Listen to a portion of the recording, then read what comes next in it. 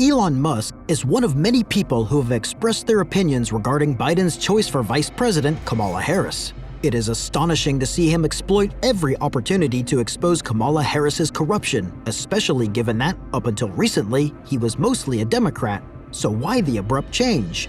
It turns out that the tech tycoon chose not to join the Democratic cause and took on something else instead. He now intends to join the Republican Party. However, Musk's action was not made without reason. The Democratic Party had previously drawn Musk in because it was largely the party that was thought of as good and kind. All of this, however, had a predictable conclusion. Elon Musk felt unable to continue supporting the Democrats because they turned to become a party of hostility and division. He withdrew from the Democratic Party, which had serious repercussions that soon began to manifest. But Elon was aware of his adversary. He was likely prepared for whatever the Democrats would say in response to his decision to support Republicans over them. According to Musk, the majority of Democrats opposed him vehemently and collaborated with President Joe Biden to make his life miserable. Harris also has a role in this. She and Joe Biden's government launched their assault on Tesla, currently the world's most valuable automaker. They refused to let the business attend an EV summit held this year. This was despite the fact that other EV firms there, including Ford and General Motors, have never succeeded to the extent that Tesla has. The president and his vice president went on to acknowledge General Motors as the most well-known EV manufacturer in the nation while completely ignoring Tesla. Later, Kamala would tweet that we would produce American-made electric vehicles, batteries, and component parts rather than relying on imports from foreign nations. Many individuals commented on her statement right after, questioning why she had omitted Tesla. Additionally, Kamala Harris proposed a tax scheme that would prevent Tesla from increasing manufacturing as in past years. The regulations were set up in a way that would encourage other automakers to enter the electric vehicle industry, which would pose a challenge to Tesla.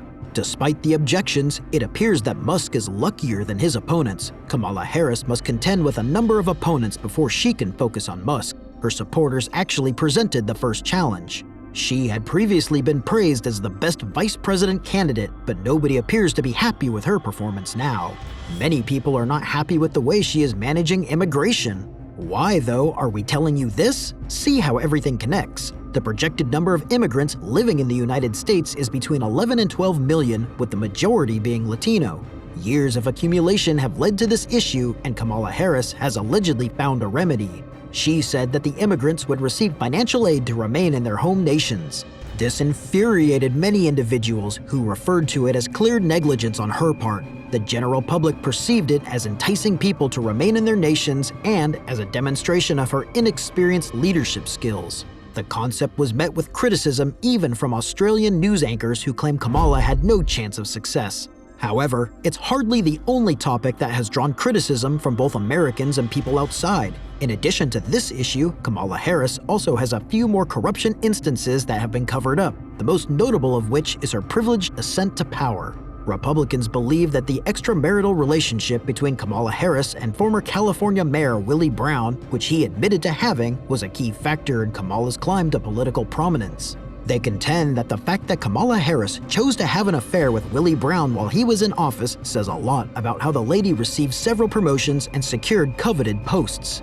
Now that Kamala is the President of the United States, she makes $1.6 million a year and is held to a high standard. However, she fell short of expectations when it came to charitable giving in 2020, giving just $27,000, a startlingly small amount given the magnitude of her wealth. This is a concern because she should be generous to those who are less fortunate, especially now that she has the ability to do so. However, the U.S. Vice President's trial is being held back by another corruption case, the abuse of marijuana. Numerous White House employees were reportedly suspended, placed on probation, requested to resign, or transferred as a result of prior marijuana use, according to an exclusive news story. However, despite having committed the same crime, Pete Buttigieg and the U.S. Vice President wouldn't be held accountable. Both of these people openly boasted about their prior marijuana use, showing that they were using it before it was permitted. Even in public, the Vice President acknowledged that she had used marijuana while in college. But why did she act that way? So, despite publicly disclosing their drug usage, these high-ranking government employees won't lose their jobs, receive probation, or be demoted. They have no fear in their hearts, unlike the lower-level employees who are always punished. Given everything we've talked about, it's still unclear whether U.S. Vice President Kamala Harris will have to deal with the legal system. Only time will tell if she will be sued or not for her dirty dealings.